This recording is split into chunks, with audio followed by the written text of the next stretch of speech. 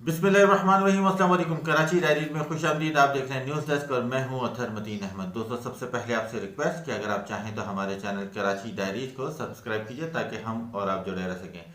सियासत का मैदान है और वजीर आज़म इमरान खान तन तनहा उस मैदान में खड़े हैं। उनके मुखालिफ, उनके तमाम तर मुखालिफ और बाज़ इत्तेहादी भी अपोजिशन की सफ़ों में खड़े नज़र आ रहे हैं। ऐसा कितना दुरुस्त है या इसका कितना इम्पैक्ट आएगा ये तो जल्द पता लग जाएगा। लेकिन ये एक फैसला कौन राउंड है। वो जो आर या पार की सदाएं हमें लास्ट ईयर दिसंबर जनवरी नवंबर में नज़र आ रही थी, वो अब इस साल लग रहा है कि इमरान खान की तरफ से इस वक्त सियासत और जो शतरंज के खेल है तकरीबन मिलता जुलता आपको महसूस होगा। हमारे मुल्क में आमतौर पर ऐसा ही होता है और बाज़ चीज़ें अपनी ऐसी होती हैं जिसको प्रेशर ग्रुप्स के ज़रिए एक्टिव किया जाता है और इमरान खान के ख़िलाफ़ भी यही हो रहा है। तो हर 3-4 महीने बाद एक ऐसा प्रेशर ग्रुप उठता है, लगता है कि अब गई बाजी, अब गई बाजी। लेकिन इमरान खान अभी तक डटा हुआ है। इमरान खान के साथ इस वक्त जितनी भी जो चीज़ें हैं, पॉलिसियाँ हैं, वो चल रही हैं, कंटिन्यूटी में तसलसल के साथ जारी हैं। तमाम तर कोशिशें मुखालिफिन की अब तक नाकाम होती हुई आ रही हैं। इमरान खान ने इस पर क्या फैसला किया है, किस मोड पर क्या टोन होने जा रही है सियासत की, ये तो आपके साथ में शेयर करता हूँ। लेकिन इस वक्त अगर आप गौर करें शतरंज में होता क्या है। शतरंज के अंदर आमतौर पर ये होता है कि जब सबसे पहले आपको उस एक बादशाह को घेरना होता है दूसरे ग्रुप के या दूसरे मुखालिफ के, अपने हरीफ के, तो सबसे पहले प्यादों को मैदान में उतारा जाता है। प्यादे पिटते हैं सबसे पहले और उसके बाद दूसरे नंबर पर जो घुड़सवार हैं या घोड़े हैं उनके ज़रिए अपनी चालें, क्योंकि बहुत ट्रिकी चालें होती हैं, उनके ज़रिए काम किया जाता है। और घोड़ों के बाद फिर जो है वो फीले जो बिशप्स होते हैं उनको क्योंकि वो तिरछे वार कर रहे होते हैं, उनको फेंका जाता है मैदान में जंग में। और उसके बाद आखिर में जो सबसे तगड़े इनके जो होते हैं, या तो किला कह लीजिए या फिर रुख कह लीजिए, तोप सवार भी उनको कहा जाता है, ये उतरते हैं और यहाँ से फैसला कुन लड़ाई शुरू होती है। और जब ये बादशाह को ये और वजीर घेर लेते हैं तो उसके बाद बादशाह के पास बहुत कम ऑप्शन रह जाते हैं। अब इसमें सबसे बड़ी चीज़ यानी कोई एक ऐसी चाल जो उस हरीफ की, जब वो घिरा हुआ है चारों तरफ से दुश्मनों में, उसकी एक चाल जो है वो ये होती है कि वो काउंटर अटैक करे, वो डायरेक्ट उसके बादशाह को हिट करना शुरू करे। वो उसको सेव करने के लिए अपनी, जब वहाँ पर चीज़ों पर आते हैं, अपनी बादशाह को बचाने के लिए उस सफ़ों में वापस आते हैं, अपना गैप छोड़ते हैं, तो वो अपना जो मेन बादशाह होता है जो इस वक्त निशाने पर होता है उसको फिर बचा लिया जाता है। ये है काउंटर अटैक जो है ना, यानी उनकी सफ़ों में घुस कर अटैक करना।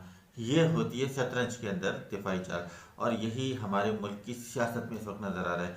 इमरान खान के पास कोई ऑप्शन नहीं छोड़ा। वो मुसलसल इसमें कोई शक नहीं कि मुल्क में महंगाई ज़्यादा है। इमरान खान के ऊपर उंगलियां उठती हैं IMF से डील के ऊपर, कर्ज़ों के ऊपर, और इमरान खान मुसलसल मुश्किल में है। लेकिन कुछ उसूली मौक़िफ़ ऐसे हैं जिनको आपको सपोर्ट करना चाहिए। मैं बहैसियत सहाफ़ी ये समझता हूँ कि इमरान खान के उन उसूली मौक़िफ़ जो हैं उनको हमें सबको सपोर्ट करना चाहिए, सिर्फ मैं नहीं और दूसरी सियासी जमातों को भी, क्योंकि ये सियासी निज़ाम की बक़ा है। लेकिन जब आप सिर्फ इक़्तिदार की जंग लड़ेंगे तो फिर आपकी सियासत का अल्लाह ही हाफिज़ है। और यही सब कुछ हो रहा है। आमतौर पर क्या होता है, नॉर्मली आप देख लीजिए, ये बड़े बड़े लोग जब इक़्तिदार से चले जाते हैं, हटा दिए जाते हैं, ये बाहर जाके दबे छुपे लफ्ज़ों में, ढके छुपे लफ्ज़ों में दबे दबी आवाज़ें आती हैं और ये अपनी सदाए एहतजाज बुलंद करते हैं।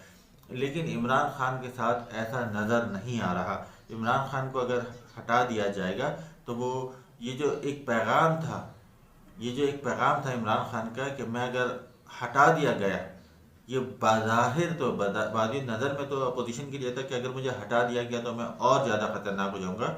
लेकिन ये उससे भी ज़्यादा किसी और को भी मैसेज दिया गया था। ये तशवीशनाक पहलू है, वो ये है कि जो इत्तेहादी हैं वो भी आंखें दिखा रहे हैं, बल्कि वो मुलाकातें कर रहे हैं। लाहौर के अंदर इस वक्त बैठकों का एक दौर चल रहा है। गुज़िश्ता रोज़ भी एक बैठक हुई, तो जवाब मिला कि मिट्टी पाओ, हम लोग जो हैं 5 साल के इत्तेहादी हैं और हम लोग जो हैं इसमें आगे नहीं बढ़ सकते फिलहाल। हमें अपनी कमिटमेंट पूरी करनी है। नंबर 2, जिसका आप साथ दे रहे हैं उससे क्या भरोसा कि वो कब धोखा दे जाए। आप इसकी गारंटी देंगे कि वो धोखा नहीं देंगे। और जरदारी साहब वहाँ लाजवाब हो गए, क्योंकि उनको तो खुद माजी में उन्हीं से, नवाज शरीफ के ग्रुप से धोखे मिल चुके हैं। बहरहाल अब सवाल यह है कि इमरान खान अब क्या करने जा रहे हैं। इमरान खान ने जो हिकमत अमली अपनी बना ली है, वह इमरान खान काउंटर करने जा रहे हैं। काउंटर ये कर रहे हैं कि इस वक्त सियासी जलसों का एक दोबारा दौर शुरू होगा। इमरान खान मोमेंटम बनाएंगे, अपोजिशन को जो बेनकाब वो पहले माजी में करते रहे उसी तरीके से करेंगे। इसका दूसरा जो पहलू होगा वो ये होगा, माजी में भी ये हुआ जब इलेक्शन की मुहिम के दौरान भी 2013 में भी पूरी आवाम को जब इमरान खान की ज़बान से और स्ट्रीट पावर के ज़रिए से बताया गया कि ये लोग गलत हैं, तो सब ने फिर इमरान खान की आवाज़ का साथ दिया। इस वक्त सिचुएशन बिल्कुल चेंज है। इमरान खान से जो बातें की जा रही हैं, जो मुतालबात मनवाए जा रहे हैं अपोजिशन की जानिब से भी और दूसरे हलकों की जानिब से भी, इमरान खान उन पर डटे हुए हैं। और अगर इमरान खान ने वहाँ पर समझ लीजिए कि गर्दन झुका ली या फिर उसमें रजामंदी जाहिर कर दी, तो यकीनन फिर इमरान खान की सियासत ख़त्म हो जाएगी। तो उसका तरीक़ा फिर यही कि इमरान खान यहाँ पर डटे रहें और फिर यही एक जाविया तय करेगा इस मुल्क के आगे बढ़ने के लिए।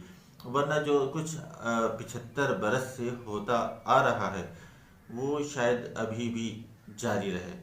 मिलते हैं इंशाल्लाह अगली व्लॉग में। अपनी राय से ज़रूर आगाह कीजिएगा। कराची डायरी सब्सक्राइब करने के लिए एक दफ़ा फिर रिक्वेस्ट। बहुत शुक्रिया।